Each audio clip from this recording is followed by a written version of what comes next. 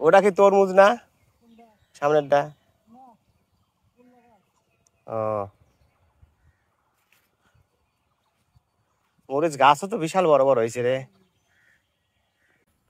আসসালামু আলাইকুম, আপনারা সবাই কেমন আছেন?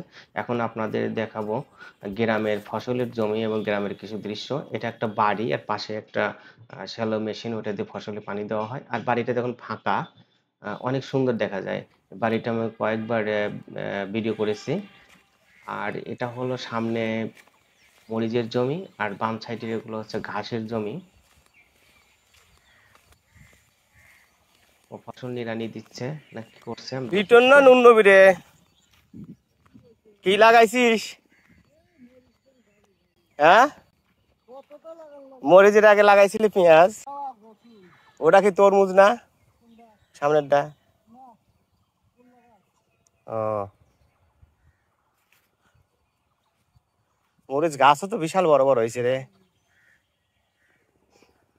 মরিচ গাছ, এই মরিচ গাছের সাইড দিয়ে ও কিছু পেঁয়াজ রসুন লাগিয়েছিল, ওগুলো ওঠানোর পরে মরিচ গাছগুলো এখন বড় হয়েছে। আর সামনে জমি ফাঁকা, এই জায়গাতে অনেক কিছু চাষ করবে। আর দূরে বাম সাইড ওগুলো হচ্ছে ঘাসের জমি। আর এটা হচ্ছে জিরার জমি। জিরা বলে অনেক, গোয়া মরিচ জাতীয়। এটা জিরা কি গোয়া আমি বুঝতে পারছি না। আর দূরে ডান সাইডেও মরিচের জমি, মাঝখান দিয়ে রাস্তা, চিকন রাস্তা। এইটা হলো পেঁয়াজ ছিল, সামনে কিছু বেগুন গাছ আছে। আর খড়কুটোতে দিয়ে রেখেছে, এগুলো হলো ঝিঙ্গা গাছ। ঝিঙ্গা গাছে যে ফুল এসে আসছে, এই যে ফুল অনেক সুন্দর দেখা যাচ্ছে ঝিঙ্গার। এইখানে ঝিঙ্গা ধরে ধরে থাকবে। খড়কুটো দেওয়ার কারণ হলো ওই মাটি ওর সাথে লাগবে না, খড়কুটোর উপরেই ঝিঙ্গাগুলো ধরে থাকবে। এটা পাবনা জেলার সাঁথি উপজেলা পাটগাড়ি গ্রামের। এইগুলো মরিচ গাছগুলো ছোট ছোট, এগুলো আস্তে আস্তে আরো বড় হবে। ফুল আগে পেঁয়াজ লাগিয়েছিল মাঝে মাঝে, একটু পানি দিলে এবং সার দিলেই অনেক সুন্দর হয়ে যাবে। এই যে এগুলো বাম সাইডে কিছু ঘাস লাগিয়েছে, এগুলো বড় হলে গরুকে খাওয়াবে।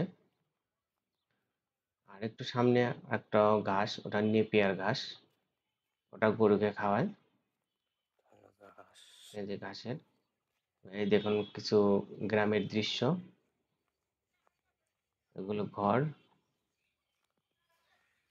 এখন গাছগুলো একটু ভালো করে দেখুন, কি সবুজ, অনেক সুন্দর লাগছে।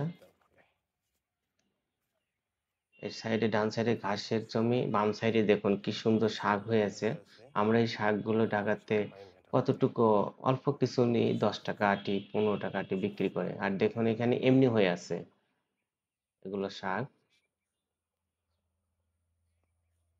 অনেক শাক আছে এই জায়গাতে। সামনে এই রোড।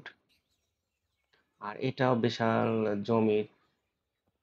এখন এটা ঢেঁড়সের ক্ষেত, ঢেঁড়স ধরে আছে। ওইটা লাউয়ের জমি, এটা উস্তার জমি। আর এটা হলো পটলের জমি, পটল গাছ এগুলো,